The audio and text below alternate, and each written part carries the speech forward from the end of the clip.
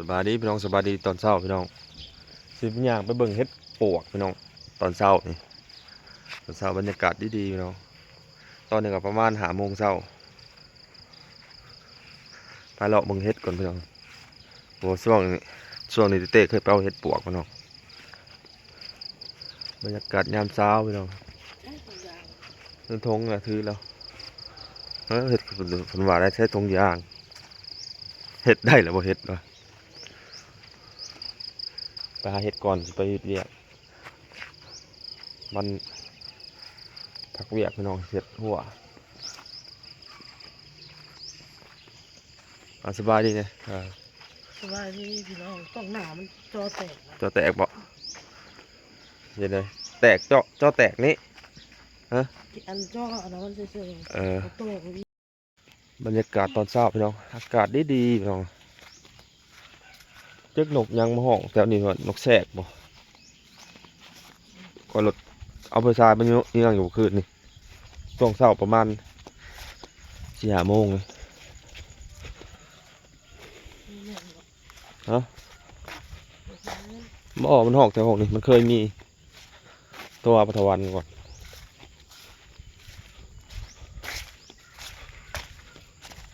ปุ่นอ้วนคนแนมไปนี่ขาวๆนี่เขาว่าเฮ็ด100%นี่ปลาตัวแม่นบ่เลยหรือพองสโนวะนี่แม่นี่เทียนซอกเลยเนาะเออตาขอดีบ่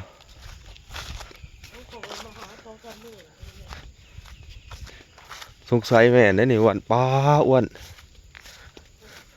สงสัยแม่นได้เนี่ย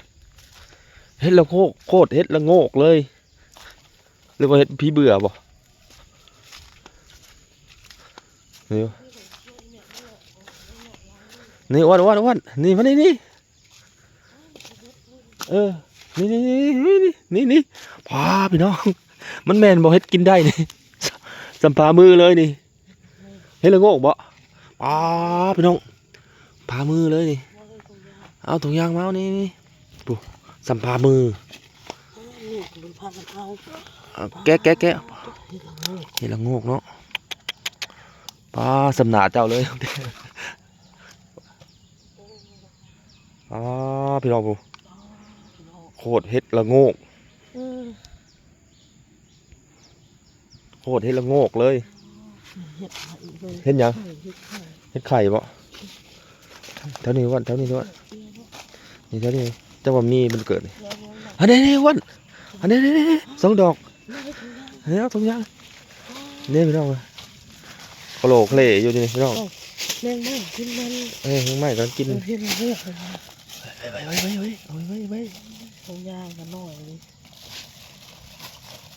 พี่น้องเอาพี่น้องเอาที่มีคนมาปะโคโลกเลยโคโลเคลเนาะไปหาอีกตัวมานพี่น้องมานตอนเช้าเลยแถวแก้มน้องปฐวันนี่ใช้บอลได้จังหวะทำมีพี่น้องบรรยากาศตอนเช้าเสียงนกเสียงหนูไปเลาะต่อพี่น้องเดี๋ยวนึงกันหมักมีเฮ็ดพี่น้องเลย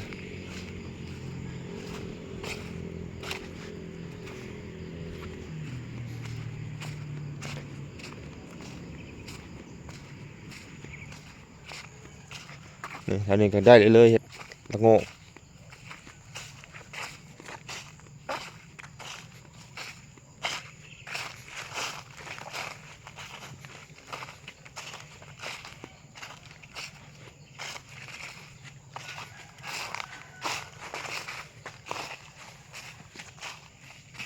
มาหานำกันพี่น้อง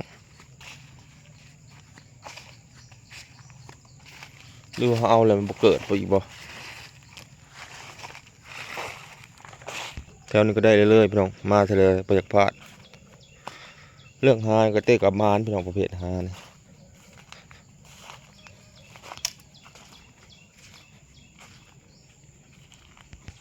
ให้ปุ่มนะอ้วนเลยให้ปุ่มนะฮะเราเขาได้ไง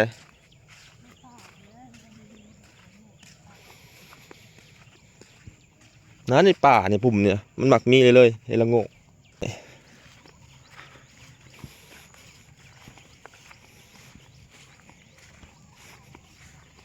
บอลเคยเอาเลยนะเนี่ยกันพี่น้องเนี่ยเลาะ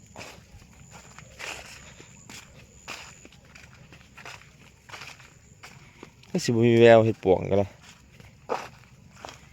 มันมาถึงช่วงมันเดือน8เพิ่นบ่เนาะคือแม่เว้าเลย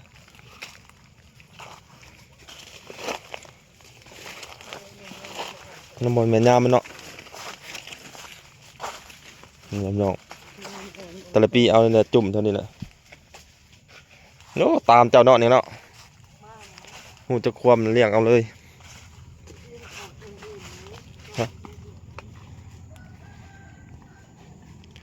ไปเบิ่งบอลนี่นะเนี่ยมันบ่มีหมดแล้วเจ้าย่างขึ้นไปเทิงแล้วบรรยากาศช่วงเช้าพี่น้อง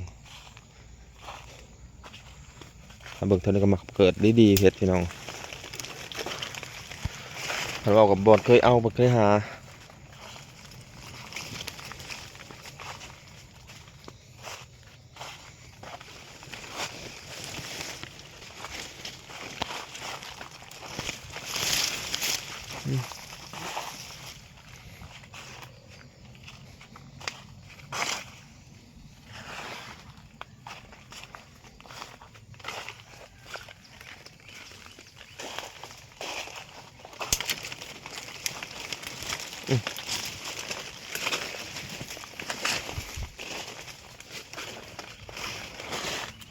บ่เห็นส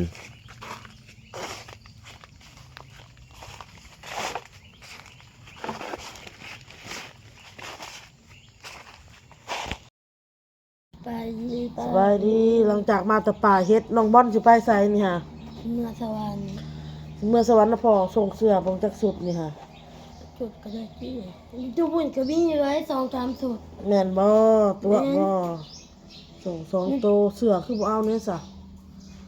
เสื้อถุงมี2โต เท่านี้หนึงเสื้ออยู่ในห้องพ่นบ่มีอยู่นี่ฮะเสื้อมันหกได้ไปเอามาเครื่องหาไว้ไปหาเฮ็ดละโงกก็ได้แต่ซ้ำที่เห็นในคลิปนั่นเนาะพี่น้องเนาะมันบ่มีพี่น้อง พี่ที่ว่าไอ้ข้าวปลาเนาะ มีแต่อันบ่อันน่ะเพราะว่าบ่ได้ไปลอกป่าลุ่มนะพี่น้องเลาะแต่ในแคมป์น้องนี่แล้วก็พากันมาน้องพี่น้องเนาะเพราะว่าบ่เต้แล้วฟ้าวเวียกแน่สองมากอ่ะอ้นก็อยากเอาโตตื่นบ่อันน้องบอนน่ะเพิ่นสิเมื่อนอนน้ำหญ้าเด้อพี่น้องเด้อเมื่อเล่นน้ำหญ้าหญ้าเพิ่นโทรมาพ่อเพิ่นโทรมาหาเอาอันบอลมันเล่นน้ำแน่มาหาแน่ไปเลยให้หูจักความเด้อลูกเด้อได้ยินบ่แม่เว้าไปอยู่น้ำหญ้าน่ะเดี๋ยวเจ้าหูจักความ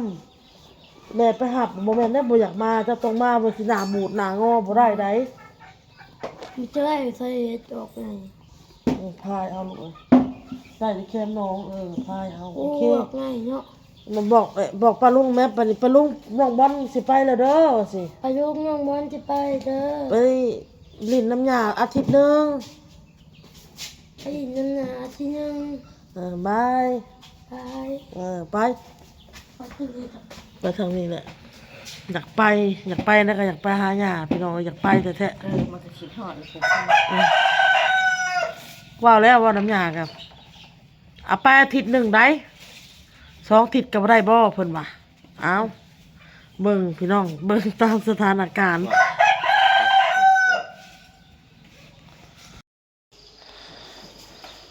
เกือบจะได้ซะเฮ้ยนั่นซะ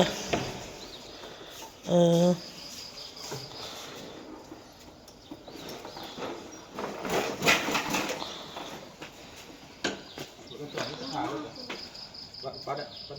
นะรถจอดมีตะข่ายด้วยมาแรงเขางูมันมีดีเขางู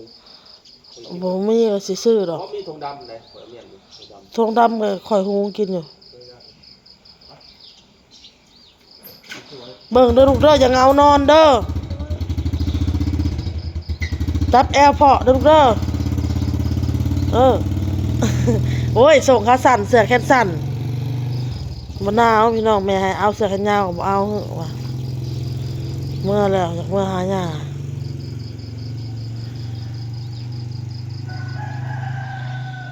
พอดี6 โมงยังพี่น้องลุกแต่5 โมงเช้าเห็นบ่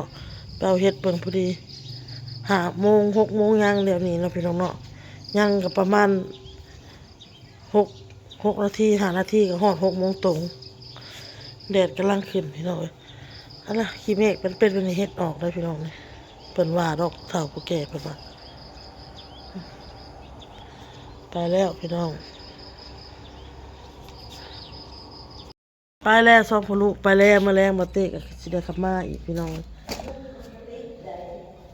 นางหมุกค่ะเพิ่นแพงได้เพิ่นกอดได้แม่โต๊ะมีแต่คนมาซะเนาะ ติดใจ เอาแล้วมันสวยแล้วตะเว้นขึ้นแล้วยังคันอยู่ไก่นี่ก็ได้ไปแล้วสองพ่อลูกพี่น้องเอ้ยคนให้น้องบอลไปเล่นน้ำยาอาทิตย์หนึ่งเนาะไปแล้วกับคืออ้นสิเข้าป่าเข้าหยังก็ยากแล้วบัดนี้บ่มีผู้เอานั่นเอาออโต้พี่น้องเพราะว่าบ่มีไผฮู้ใจสำอันน้องบอลแหละพี่น้องเอ้ย เพราะว่าน้องบอลนี่ฮู้ใจออโต้หมด บางทีก็ให้น้องได้พี่น้องเอ้ยให้น้องโอ้ยเอาแต่ใจเถอะเนาะให้หมู่เฮ็ดได้เฮ็ดได้ก็ให้มีแต่ให้อยู่ว่ะหมู่ก็เมื่อยได้ว่ะให้น้องนะบัดนี้พี่น้องแม่ก็ว่าลูกเอ้ยอย่าให้น้องหลายน้องแอบน้องซอยอ่ะให้น้องหลายบอกน้องดี